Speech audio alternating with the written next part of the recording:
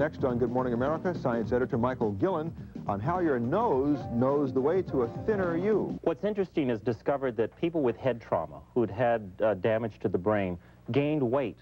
And so he started thinking about what might the connection be.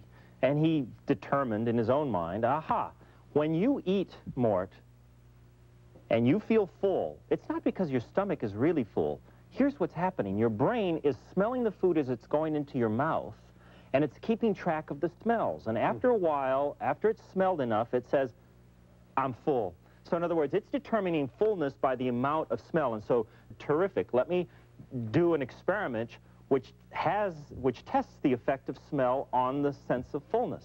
And that's the experiment. It is. How was it conducted? What kind of experiment? He had something like 3,100 people who were about 10 pounds or more overweight smell one of these little pens. Now, they look like marker pens.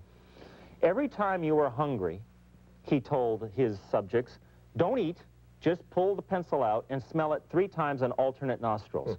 Turns out his subjects smelled these things everywhere from 3 times to 95 times a day. Those were people who were very, very hungry.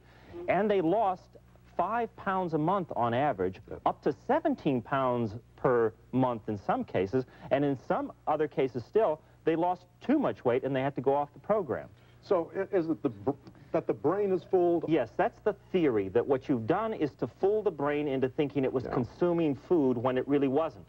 And the satiety center, which is the hypothalamus at the base of the brain, was fooled into thinking you were consuming food when in fact you were just smelling. It's like when you're cooking all day in a kitchen. Let's say you're cooking spaghetti all day, and the smell just gets to you, and by the end of the day you're full.